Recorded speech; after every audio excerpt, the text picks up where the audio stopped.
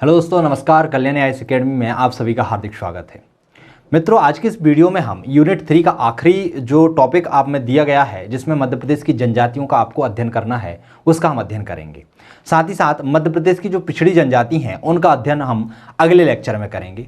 इस टॉपिक को हमने दो भागों में बांटा है। एक के अंतर्गत हम जनजातियों से संबंधित सामान्य जानकारी का अध्ययन करेंगे, उनका प्रादेशिक और भौगोलिक विभाजन का अध्ययन करेंगे, और दूसरे टॉपिक के अंतर्गत जो मध्य प्रदेश हैं, मध्य प्रदेश की जो विशेषतः पिछड़ी जनजातियां हैं, जिसे हम बैगा, भारिया और सहरिया कहते हैं, उनका हम विशेष रूप से अध्ययन करेंगे। उनकी हम सामाजिक परिस्थिति, उनमें किस प्रकार की सांस्कृतिक एक रूपता या संस्कृति पाई जाती है, उनमें किस तरीके की विवाह पद्धतियां पाई जाती हैं, उनकी वेशभूषा क्या होती है, उनका नाक और नक्शा कैसे होता है, वो सभी को हम अगली वीडियो में समझने का प्रयास करेंगे। चलिए, इस वीडियो में हम स्टार्ट करते हैं जनजाति से संबंधित सामान्य जानकारियां। तो यदि हम मध्य प्रदेश की जनजातियों की बात करें तो उससे पहले हमें जनजाति को समझना होगा, बाद में हम मध्य प्रदेश की जनजातियों को समझेंगे। तो जनजाति का अर्थ होता क्या है? सबसे पहली बात तो ये आती है कि जनजाति होती क्या है। तो ध्यान रखना, मानवीय समाज का वह वर्ग, किसका? मानवीय समाज का वह वर्ग जो आज के इस सभ्य समाज में भी मानव के आदिकाल को चित्रित करता है। समझने का प्रयास करना। अभी जो हमारा वर्तमान का समय है बहुत ही सभ्य समाज है, लेकिन इस सभ्य समाज में जो मानव निवास कर रहे हैं, जो सभी लोग निवास कर रहे हैं, इसमें कुछ लोग ऐसे हैं जो मानव की पहली अवस्था जैसी थी, जिसे आदि मानव की अवस्था कहते हैं, जिसका रहन सहन, खान पान कुछ पिछड़ा हुआ था, उसको अभी भी व्यक्त करते हैं। वैसे समुदाय क्या कहलाते हैं? जनजातीय समुदाय कहलाते हैं। क्लियर हुआ? मानवीय समाज का वह वर्ग जो आज के इस सभ्य समाज में भी मानव के आदिकाल को चित्रित करता है, अर्थात आदिकाल में जो आदि मानव निवास करते थे वह किस तरीके से वेशभूषा धारण करते थे, किस प्रकार से वह रहन सहन होता था उनका, किस प्रकार का वह खान पान करते थे, कैसे उनमें रीति रिवाज हुआ करते थे, उनको अभी भी लेके चलने वाले जो समुदाय होते हैं, उन समुदाय को जनजातीय समुदाय कहा जाता है। यह अपने पिछड़ेपन के कारण आदि मानव के नाम से भी जाने जाते हैं, आदि मानव के रूप में भी जाने जाते हैं। डॉक्टर घुरिये ने इन्हें अनुसूचित जनजाति शब्द प्रस्तावित किया था। उन्होंने बोला था कि ये जो जनजातीय समुदाय हैं, इनके लिए जो उचित शब्द है वह शब्द क्या होना चाहिए? अनुसूचित जनजाति शब्द होना चाहिए। और इसी शब्द को बाद में आगे चलकर अनुच्छेद 342(1) द्वारा स्वीकार भी किया गया है। और उसी तरीके से जो अनुसूचित जनजाति जो है, इनकी जो परिभाषा है वह कहाँ पर वर्णित है? वह वर्णित है अनुच्छेद 242(1) के तहत। अर्थात 242(1) में जो भी जनजाति समूह शामिल हो जाएंगे उन्हें क्या कहा जाएगा? अनुसूचित जनजाति कहा जाएगा। कुछ महत्वपूर्ण तथ्यों को जान लेते हैं, जैसे कि भारत में जनजातीय समुदायों की संख्या कितनी है? तो लगभग 550 है। कितनी है? 550 है भारत में। इसके बाद संविधान के 89वें संविधान संशोधन 2003 के द्वारा एक राष्ट्रीय अनुसूचित जनजाति आयोग की स्थापना की बात की गई। उन्होंने कहा कि जो अनुसूचित जनजाति है, इनके विकास के लिए, इनका शोषण ना हो पाए, इनके लिए उचित न्याय मिल पाए, उसके लिए एक आयोग गठित किया जाना चाहिए। और उस आयोग का जो गठन किया गया था वह 89वें संविधान संशोधन 2003 के द्वारा किया गया था।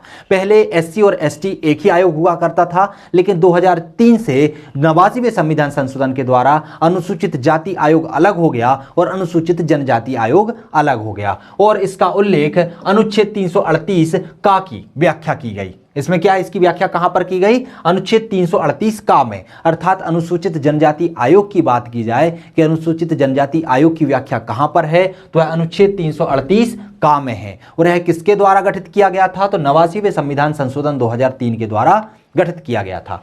ठक्कर वापा को आदिवासियों का मसीहा कहा जाता है। तो प्रश्न सीधा सीधा पूछा जाता है कि आदिवासियों का मसीहा किसे कहा जाता है? तो किसे कहा जाता है? ठक्कर वापा को कहा जाता है। भारत की सर्वाधिक आद मतलब सबसे प्राचीन और सबसे बड़ी जनजाति कौन सी है? गोंड है। ध्यान रखना, भारत की सबसे प्राचीन और सबसे बड़ी जनजाति है गोंड। और यह कहां कहां पाई जाती है? तो यह मध्य प्रदेश, छत्तीसगढ़, महाराष्ट्र, आंध्र प्रदेश और उड़ीसा में पाई जाती है। कहां कहां पर पाई जाती है? मध्य प्रदेश में भी पाई जाती है। मध्य प्रदेश के अलावा छत्तीसगढ़, महाराष्ट्र, आंध्र प्रदेश और उड़ीसा वाले क्षेत्रों में पाई जाती है। सेम्पेन जनजाति की बात करें तो सेम्पेन जनजाति निकोबार द्वीप में पाई जाती है। ये हम भारत की जनजातियों की बात कर रहे हैं, ध्यान रखिएगा। पहले हम जनजातियों को समझेंगे, उसके बाद हम मध्य प्रदेश की जनजातियों में चलेंगे। तो सेम्पेन जनजाति है कहां पर निवास करती है? तो निकोबार द्वीप में निवास करती है। टोडा जनजाति तो यह नीलगिरी की पहाड़ियों में निवास करती है। थारू जनजाति। थारू जनजाति कहां पर निवास करती है?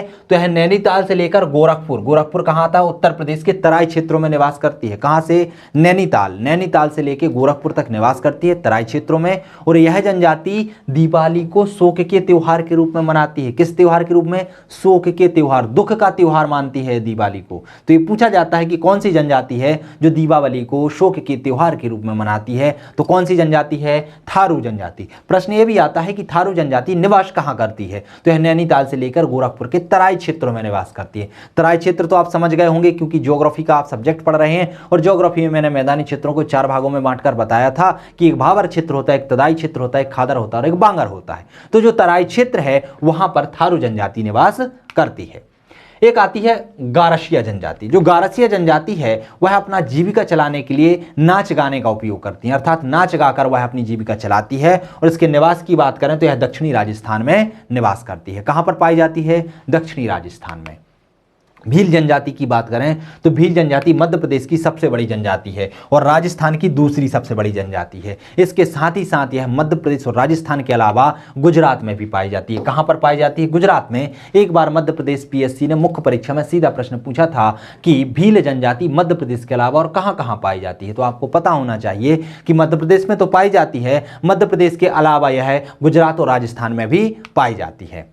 महत्वपूर्ण शब्दावली समझ लेते हैं मध्य प्रदेश की जनजातियों से संबंधित, क्योंकि ये बार बार प्रश्न पूछा जाता है। कुछ शब्दावलियों से लेके 3 नंबर में आपको सीधे दे दी जाएगी, वो शब्द दिया जाएगा, आपको लिखना होगा कि ये होता क्या है।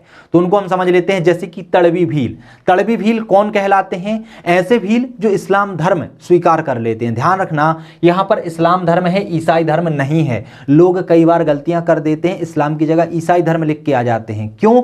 क्योंकि जनजातियों में जो धर्म परिवर्तन है अधिकतर ईसाई करा रहे हैं, अर्थात जनजातियां सबसे ज्यादा धर्म कौन सा स्वीकार करती हैं? ईसाई धर्म स्वीकार करती हैं। उसके स्वीकार करने का पीछे कारण भी है, क्योंकि जनजातियां आर्थिक सामाजिक रूप से पिछड़ी हुई रहती हैं, अर्थात उनको शिक्षा या फिर उनको आर्थिक संसाधन कौन उपलब्ध कराते हैं? जो विदेश से आया हुआ धर्म है, ईसाई धर्म, वो है इन्हें ये सुविधाएं प्रदान करता है, उनके साथ अच्छा बिहेवियर करता है, व्यवहार करता है। तो यह जनजाति इस धर्म को अपनत्व मानकर अपना लेती है। तो ध्यान रखना, तड़वी भील कौन से कहलाते हैं? जो इस्लाम धर्म स्वीकार करते हैं, ना कि ईसाई धर्म। फिर एक शब्द आता है भगोरिया हाट। भगोरिया हाट क्या है? भीलों में प्रचलित क्या है? एक सांस्कृतिक उत्सव है। और यह कब मनाया जाता है? तो यह होली के पर्व के समय मनाया जाता है। जब हिंदू धर्म में होली का पर्व होता है उसी समय पर भगोरिया हाट का निर्माण किया जाता है। और ये भगोरिया हाट किस जनजाति में होता है पूछा जाता है? तो भील जनजाति में होता है। क्या है? सांस्कृतिक उत्सव है। ध्यान रखना, सांस्कृतिक उत्सव होने के साथ साथ यह एक विवाह की पद्धति भी है। यहाँ पर क्या होता है? युवा युवतियां मेले के टाइम पर मिलते हैं और एक दूसरे को गुलाल लगाने की प्रथा होती है। यदि लड़का लड़की को गुलाल लगा देता है, लड़की लड़के को गुलाल लगा देती है, और यदि लड़की को लड़का या लड़का को लड़की पसंद है तो वह उस गुलाल को साफ नहीं करती, अर्थात राजी बाजी हो जाते हैं, फिर भागकर वह विवाह कर लेते हैं। इस प्रकार की पद्धति इसमें चलती है। और यदि लड़की को लड़का पसंद नहीं है फिर भी लड़के ने उसको गुलाल लगा दिया है तो वह मनाही के रूप में उस गुलाल को साफ कर लेती है। इस प्रकार की प्रथा है, पहले प्रचलित थी, अभी वर्तमान में तो बंद कर दी गई है, लेकिन भगोरिया हाट अभी भी मनाया जाता है। वहां पर युवा युवती सांस्कृतिक रूप से जुड़ते हैं, एक जैसे वस्त्रों को धारण करते हैं और नाच गाना गाकर अपना मनोरंजन करते हैं। तो भगोरिया हाट समझ में आया। समझते हैं घोटुल। घोटुल प्रथा किन जनजातियों में होती है? तो यह मड़िया और गोंड जनजाति में प्रचलित है। घोटुल क्या होते हैं? एक युवा ग्रह होते हैं। जिस तरीके से वर्तमान समय में लड़का लड़की विवाह के पहले कहीं पर जाकर रहने लगते हैं, उसी तरीके से इस जनजाति में भी ये प्रथा पाई जाती है। उसमें एक युवा ग्रह होता है जिसमें उस गांव के एक ही जनजाति के बच्चे जिनका विवाह नहीं हुआ है वह उस युवा ग्रह में जाते हैं, शाम के समय बैठते हैं, वार्तालाप करते हैं, एक दूसरे को समझने का प्रयास करते हैं। यदि वहां पर लड़का लड़की को या लड़की लड़के को पसंद आ जाती है तो वह फिर विवाह के लिए राजी बाजी हो जाते हैं और उनका विवाह कर दिया जाता है। तो घोटुल क्या होता है? एक युवा ग्रह है। और किन जनजातियों में है? तो माड़िया जनजाति और गोंड जनजाति में प्रचलित प्रथा है। गोल गधेड़ो। गोल गधेड़ो भी एक प्रथा है, विवाह प्रथा है या उत्सव भी इसे माना जाता है। और किस जनजाति में होता है? भीलों में होता है। इसमें गोल बनाकर डंडे का गेम खेला जाता है जिसे गोल गधेड़ो गेम कहा जाता है, गोल गधेड़ो खेल कहा जाता है, यह उत्सव है। और किस जनजाति में मनाया जाता है? भील जनजाति में मनाया जाता है। दूध लौठावा। दूध लौटावा भी एक प्रथा है और एक विवाह की प्रथा है जो कि गोंडों में प्रचलित है। किस में प्रचलित है? मुख्यतः गोंड जनजाति में प्रचलित होती है। दूध लौटावा प्रथा के अंतर्गत क्या होता है? तो दूध लौटावा प्रथा में दूध लौटाने की प्रथा है, अर्थात इसमें मामा और बुआ के लड़का या लड़कियों का विवाह आपस में कर दिया जाता है और उसी प्रथा को क्या कहा जाता है? दूध लौटावा प्रथा कहा जाता है। इसके बाद आता है पिथौरा। पिथौरा क्या है? भीलों का विश्व प्रसिद्ध चित्र है जिसके कलाकार थे पेमा फाल्या। ये प्रश्न पूछा गया है कई बार, आपको ध्यान रखना है कि पिथौरा क्या है। तो यह भील जनजाति का प्रचलित चित्र है, विश्व प्रसिद्ध चित्र है और जिसके चित्रकार कौन है? पेमा फाल्या हैं। गोहिया। गोहिया क्या है? कोल जनजाति की जो पंचायत होती है उसे क्या कहा जाता है? उसे कहा जाता है गोहिया। एक शब्द आता है मड़ई। मड़ई क्या है? सांस्कृतिक मेला है। किस जनजाति का है? गोंड जनजाति का है। जिस तरीके का भगोरिया भील जनजाति का सांस्कृतिक उत्सव है उसी तरीके से मड़ई गोंड जनजाति का सांस्कृतिक मेला है। राजपंथ्या। भील जनजाति का जो प्रमुख देवता है उसे राजा पंथा कहा जाता है। क्या कहा जाता है? राजा पंथा। ध्यान रखना, राजा पंथा भील जनजाति का प्रमुख देवता है। पेज। पेज क्या है? एक खाद्यान्न होता है जो गोंडों और बैगाओं में पाया जाता है। ठीक है, गोंड जनजाति और बैगा जनजाति मुख्य पेय पदार्थ के रूप में पेज का उपयोग करते हैं और इसमें क्या होता है? मकई या ज्वार का आटा होता है, उसे पीस कर पिया जाता है। तो ये क्या होता है? पेज कहलाता है। दापा प्रथा।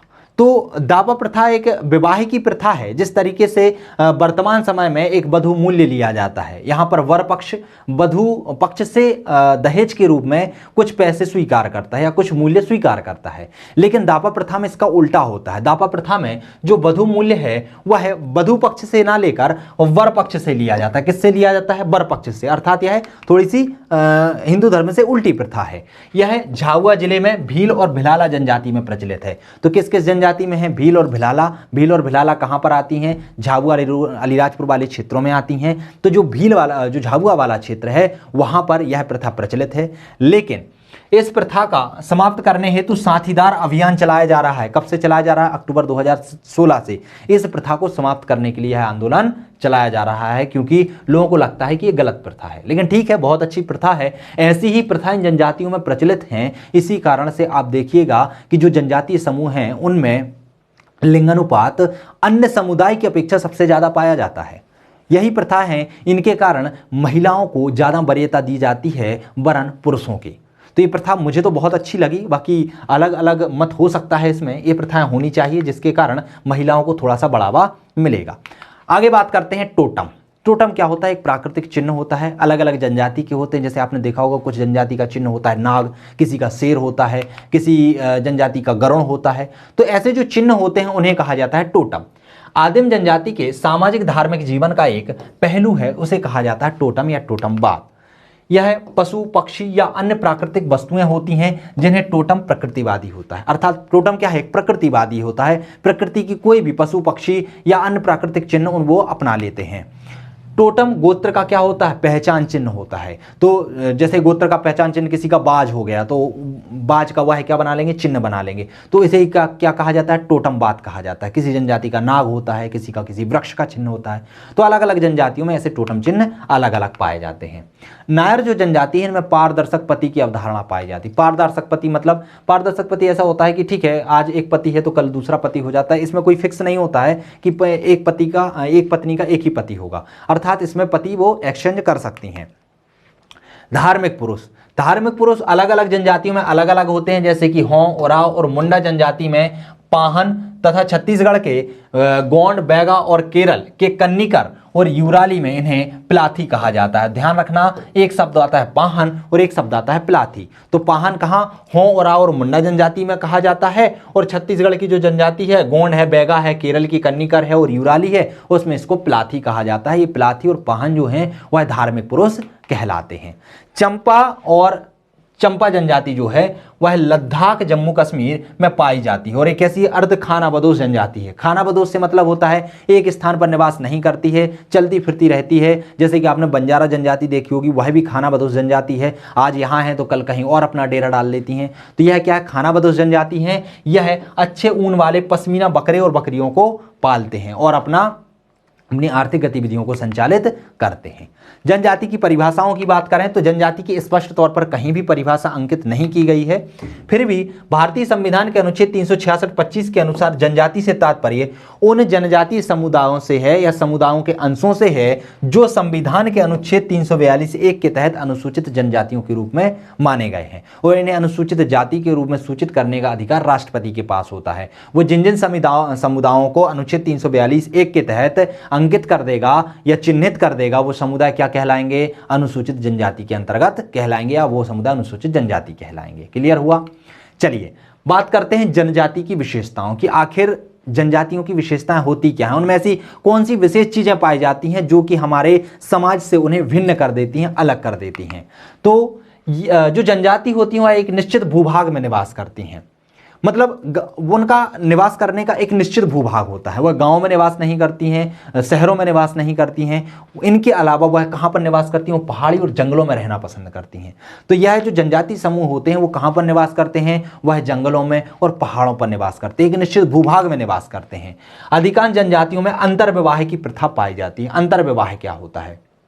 अंतर्विवाह मतलब अपनी ही परिवार में या अपनी ही जाति में विवाह हो, किसी अन्य जाति में विवाह नहीं करते हैं। अर्थात भील जनजाति है तो वह भील जनजाति में ही विवाह करेगी, वह भिलाला में नहीं करेगी, भले ही भिलाला उसकी उपजनजाति है। भिलाला जो जनजाति है वह भिलाला में ही शादी करेगी, वह भीलों में नहीं करेगी, चाहे भले ही भिलाला उसकी उपजाति हो। ध्यान रखना। तो इसमें क्या होता है? अंतर्विवाह की प्रथा पाई जाती है। प्रत्येक जनजाति के सभी सदस्य सांस्कृतिक एकरूपता होती है। तो हर जनजाति की सांस्कृतिक अलग एकरूपता होती है। भीलों की सांस्कृतिक एकरूपता अलग होगी, वह अलग देवताओं को मानेंगे, अलग तरीके के त्योहार होंगे, खान पान रहन सहन एक अलग तरीके का होगा। उसी तरीके से गौड़ जनजाति का थोड़ा अलग होगा। उसी तरीके से हम भारिया की बात करें, सहरिया की बात करें, कोल की बात करें, बैगा की बात करें, तो जितनी भी मध्य प्रदेश की जनजातियां हैं उनकी सांस्कृतिक क्या होती है? उन जनजातियों में, पर्टिकुलर जनजातियों में सांस्कृतिक एकरूपता देखने को मिलती है। इनका सामाजिक जीवन आज भी रूढ़िवादी एवं परंपराओं पर आधारित है। अर्थात जो रूढ़िवादी परंपराएं होती हैं जैसे कि टोटमवाद की प्रथा हो गई,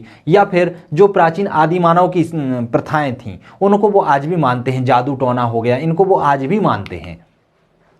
इनका आर्थिक जीवन वन तथा वनोपज पर आधारित होता है। क्योंकि ये निवासी जंगलों में और पहाड़ियों में करते हैं, इसलिए इनका जो मुख्य आर्थिक गतिविधियां हैं वो किसके द्वारा संचालित होती हैं? वनों के द्वारा। उत्पाद जो वनोपज होते हैं उनके द्वारा। इसके अलावा भी बहुत सारे स्रोत होते हैं, जैसे कि कृषि भी करते हैं, मजदूरी करते हैं, चराई, झाड़ू तथा बांस से निर्मित बर्तनों का भी निर्माण करते हैं। तो इसके द्वारा इनकी आर्थिक गतिविधियों का संचालन होता है। इनकी आर्थिक क्रियाएं वस्तु विनिमय पर आधारित होती हैं। ध्यान रखना, ये पैसों को ज्यादा महत्व नहीं देते, ये वस्तु विनिमय। जैसे कि बांस का टोकरा ले गए और दूसरे के यहाँ से सब्जी लेके आ गए, या दूसरे के यहाँ से बीड़ी के पत्ते लेके आ गए, तो कुछ भी है, वो क्या करते? वस्तु विनिमय करते हैं। एक सामान देकर दूसरा सामान ले लेते हैं। यह प्राचीन धर्म प्रेतवाद पर अटूट विश्वास करते हैं। प्रेतवाद, भूतवाद जो होता है, आत्मा, ये इस पर बहुत ज्यादा विश्वास करते हैं। इसीलिए जादू टोना में भी लगे रहते हैं। इन्हें भूत प्रेत, जादू टोना, टोटमवाद जैसे अंधविश्वासों का प्रचलन बहुत ज्यादा मात्रा में पाया जाता है। अब बात करते हैं हम जनजातियों की प्रमुख समस्याएं। विशेषताएं तो हमने देख ली कि उनकी विशेषताएं क्या क्या होती हैं, जैसे कि अलग स्थान में निवास करते हैं, सांस्कृतिक एकरूपता पाई जाती है, अंतर्विवाह की प्रथा पाई जाती है, प्रेतवाद, जादू टोना इनमें लगे रहते हैं, परंपरागत जो प्रथाएं हैं उनको मानते हैं, उनमें अटूट विश्वास होता है, टोटमवाद को मानते हैं। अब बात करते हैं आखिर जनजातियों की वास्तव में समस्या है क्या। तो जनजातियां चूंकि पहाड़ों में निवास करती हैं, इनमें शिक्षा का अभाव होता है, स्वास्थ्य सुविधाओं का अभाव होता है, जो संचार के माध्यम होते हैं उनका अभाव होता है। ये जो समाज है, जो समाज विकसित हो रहा है, वह इससे बहुत पिछड़े हुए रह जाते हैं। वह चलते हुए समाज की गतिविधियों में भाग नहीं ले पाते, सरकारी सेवाओं में अच्छे तरीके से भाग नहीं ले पाते। इसके कारण बहुत सारी समस्याएं इनके सामने आती हैं। समझते हैं कौन कौन सी समस्या हैं।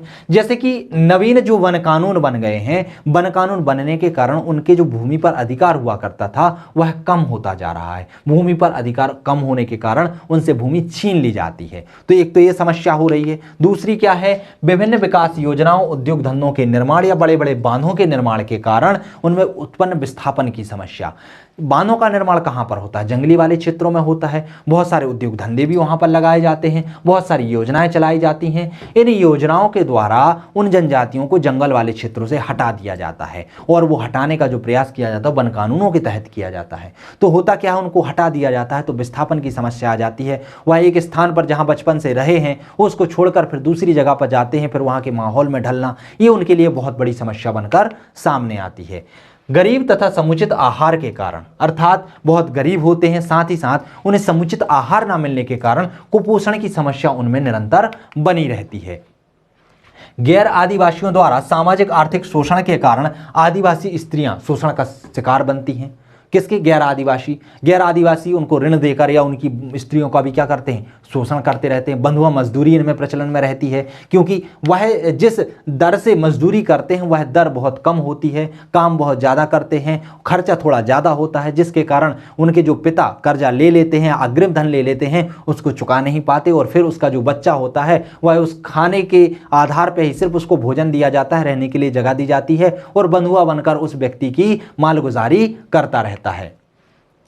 सांस्कृतिक बिलगाव की समस्या अर्थात विस्थापन, जननांग की परिवर्तन आदि के कारण सांस्कृतिक रूप से इनकी प्रकृति या जीवन शैली पर भी बहुत ज़्यादा असर पड़ रहा है। तो यह इनकी समस्या हुई। इसके साथ ही साथ साक्षरता और शिक्षा के अभाव के कारण भी उनमें बहुत सारी समस्याएं जन्म लेती हैं, जैसे कि श्रम उत्पादकता का मूल्य कम होना, अर्थात उनको पता नहीं रहता कि वो काम कितने का कर रहे हैं और उनको श्रम मजदूरी कितनी मिल रही है। अर्थात साक्षरता के अभाव के कारण वह काम बहुत ज़्यादा करते हैं और उन्हें उसका दाम जो है बहुत कम प्राप्त होता है। महाजनी शोषण का शिकार बने रहते हैं। एक बार यदि महाजनी के चंगुल में फंस जाते हैं तो ब्याज पे ब्याज लगता रहता है और वह उस ब्याज की दर में ही जिंदगी भर कार्य करते रहते हैं। वो खुद तो करते हैं, साथ ही साथ अपने बच्चों को भी उसी कार्य में लगा रहने देते हैं। इसे बंधुआ मजदूरी भी कहा जाता है।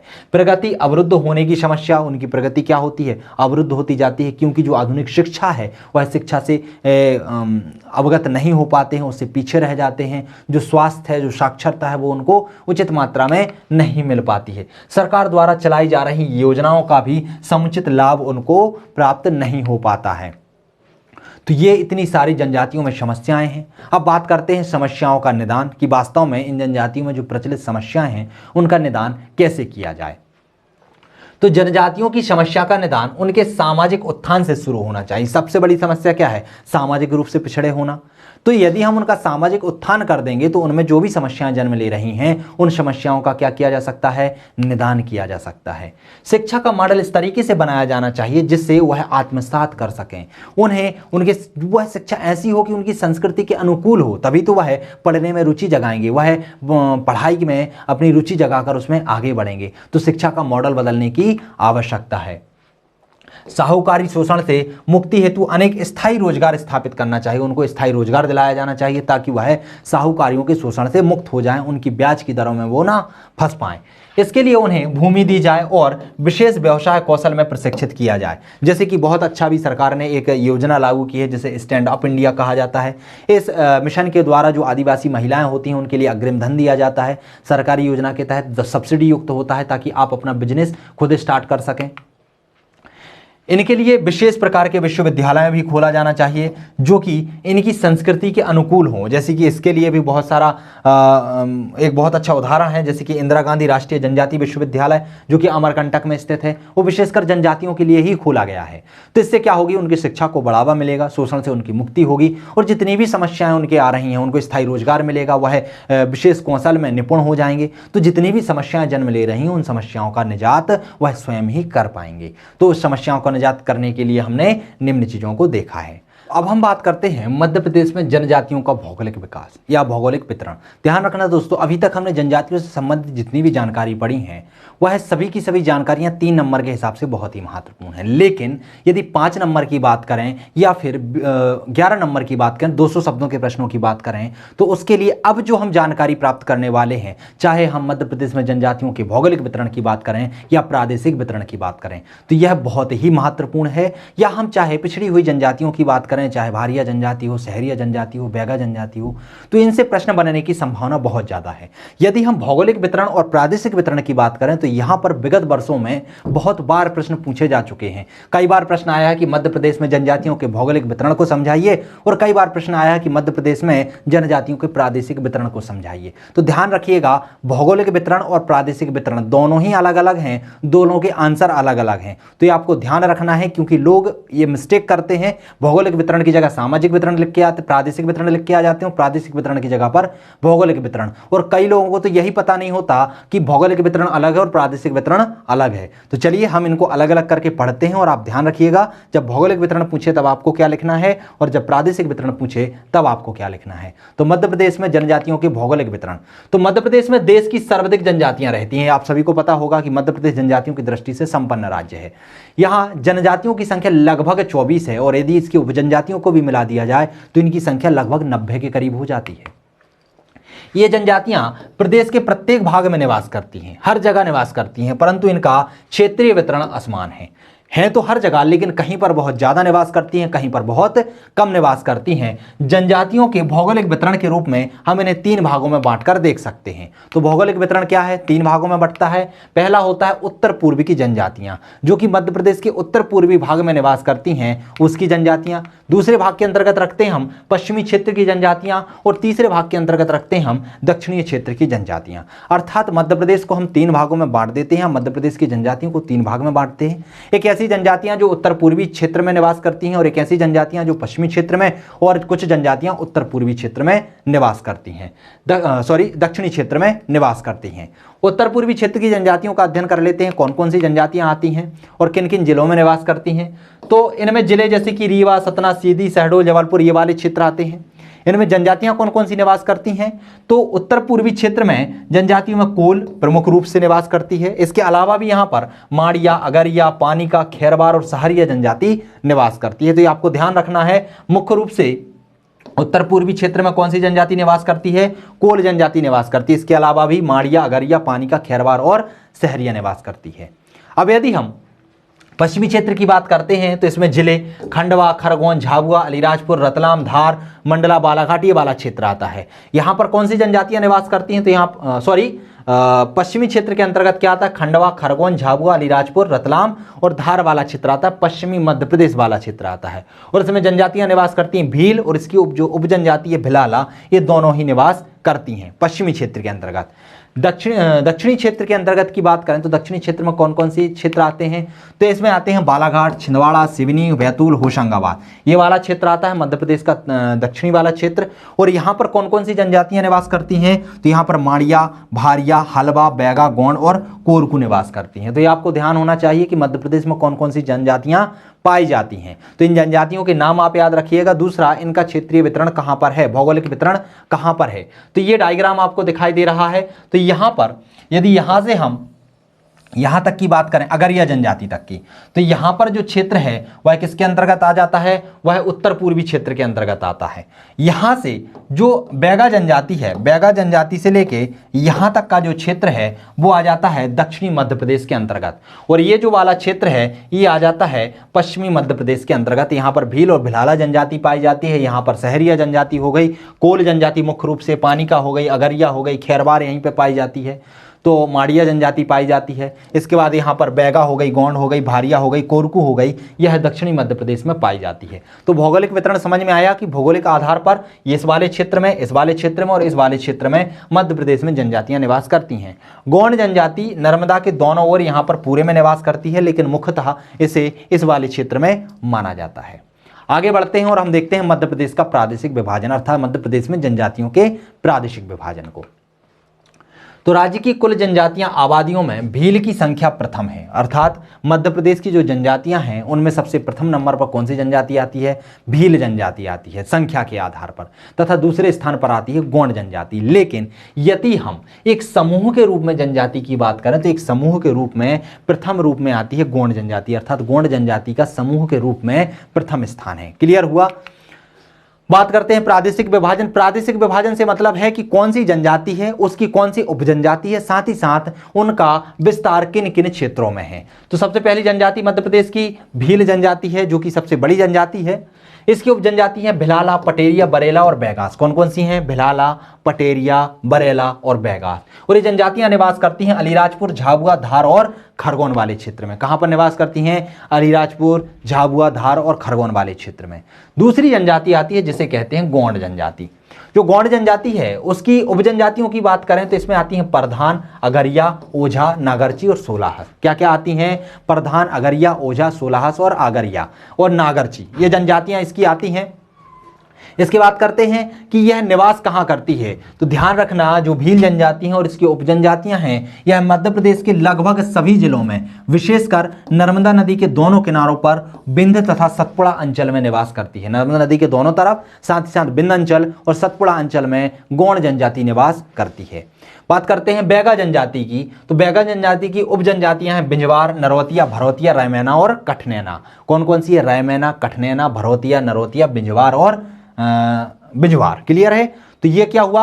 उप जनजाति है। और यह निवास कहाँ करती हैं? तो यह है उमरिया, सीधी, शहडोल, डिंडोरी, मंडला और बालाघाट में निवास करती है। कहाँ पर निवास कर रही है? उमरिया, सीधी, शहडोल, डिंडोरी, मंडला और बालाघाट में निवास कर रही है।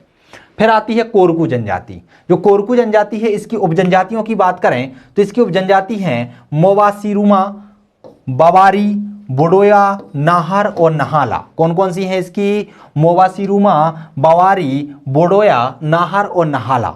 ये निवास कहाँ पर करती है? तो मध्य प्रदेश के होशंगाबाद, छिंदवाड़ा, बैतूल, खंडवा और हरदा में निवास करती है। कहाँ पर करती है? होशंगाबाद, छिंदवाड़ा, बैतूल, खंडवा और हरदा जैसे जिलों में कोरकू जनजाति निवास करती है।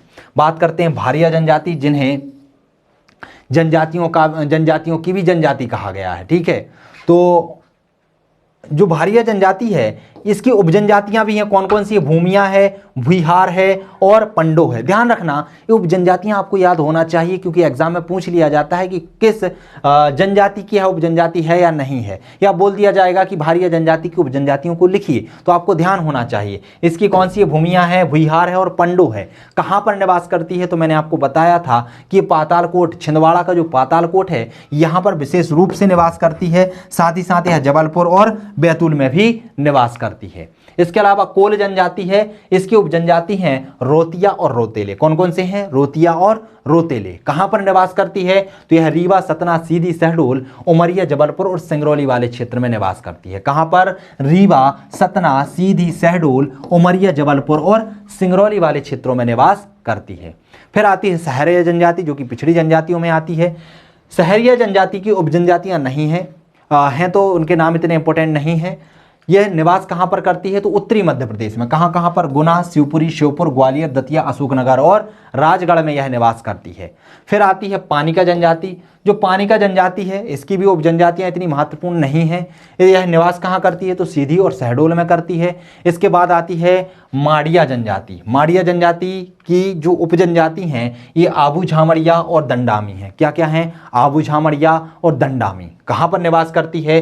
तो जबलपुर, पन्ना, मंडला और शहडोल में निवास करती है। क्लियर हुआ? कहां पर? जबलपुर, पन्ना, मंडला और शहडोल में निवास करती हैं। तो ये हुआ प्रादेशिक विभाजन। प्रादेशिक विभाजन में ध्यान रखना आपको उप जनजातियां भी लिखनी होती हैं। उप जनजातियों के अलावा आपको जिले भी लिखने होते हैं कि किस किस जिले में जनजाति का निवास है। और भौगोलिक विभाजन में आप मुख्यतः 3 भागों में बांट दीजिए, पश्चिमी मध्य प्रदेश, पूर्वी उत्तर पूर्वी मध्य प्रदेश और दक्षिणी मध्य प्रदेश। उसमें जो जो जनजातियां आती हैं आप उनको लिख दीजिए। तो वो हुआ भौगोलिक विभाजन और ये हुआ प्रादेशिक विभाजन। चित्र के माध्यम से आप देख लीजिएगा कि मुरैना, ग्वालियर और शिवपुरी वाला जो क्षेत्र है यहाँ पर कौन सी जनजाति निवास करती है? यहाँ गुना वाले क्षेत्र में भी ये आ जाती है। यहाँ पर आती है सहरिया जनजाति। कोल जनजाति की बात करते हैं तो कोल जनजाति यहाँ रीवा, सीधी, सतना में पाई जाती है। पानिका जनजाति सीधी, शहडोल और सिंगरौली में पाई जाती है। आगरिया जनजाति सिंगरौली, सीधी और उमरिया में पाई जाती है। बैगा जनजाति की बात करें तो यह शहडोल में पाई जाती है, डिंडोरी और मंडला में भी पाई जाती है। गोंड जनजाति की बात करते हैं तो गोंड जनजाति बहुत सारी जगह पाई जाती है। यहाँ पर कुछ जिले लिखे हुए हैं, आपको उन पर ध्यान नहीं देना है। आप तो बस इतना लिखिएगा कि यह नर्मदा नदी के दोनों तट पर, साथ ही साथ यह विंध्याचल अंचल और सतपुड़ा अंचल में भी पाई जाती है। भारिया जनजाति ये छिंदवाड़ा का जो पातालकोट है मैंने बताया था आपका, यहाँ पर पाई जाती है।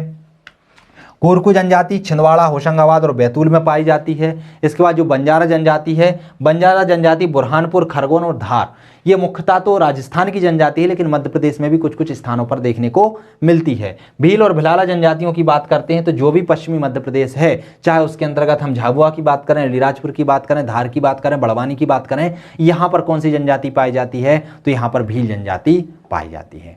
तो दोस्तों इस वीडियो लेक्चर में जनजातियों के विषय में हम बस इतनी ही बात करेंगे।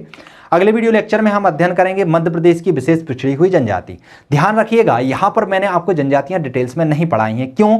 क्योंकि आपके सिलेबस में सिर्फ इतना ही लिखा हुआ है। जब आप मुख्य परीक्षा के अगले प्रश्न पत्र का अध्ययन करेंगे तो वहां पर इस जनजाति को डिटेल्स में पढ़ने की बात कही गई है, और वह प्रश्न पत्र है दूसरे प्रश्न पत्र में मध्य प्रदेश की जनजातियों के रीति रिवाज, रहन सहन किस तरीके से हैं, सभी जनजातियों को आपको विशेष तौर पर पढ़ना पड़ेगा, चाहे वह भील हो, चाहे वह भिलाला हो, चाहे वह गोंड हो, कोरकू हो, बैगा हो, कोई भी जनजाति हो, तो वहां पर आपको डिटेल्स में फिर से पढ़ना है। और फर्स्ट पेपर के अंतर्गत सिर्फ आपको जो प्रादेशिक विभाजन है, भौगोलिक विभाजन है और कुछ थोड़ी सी इंफॉर्मेशन है, और उसके अलावा आपकी जो 3 पिछड़ी हुई जनजातियां हैं उनके विशेष संदर्भ में आपको यहां पर पढ़ना है। तो जो पिछड़ी हुई जनजातियां हैं इनके विशेष संदर्भ में हम कल अगली वीडियो में जानेंगे। मिलते हैं अगली वीडियो में विशेष जनजातियों के साथ। तब तक के लिए नमस्कार।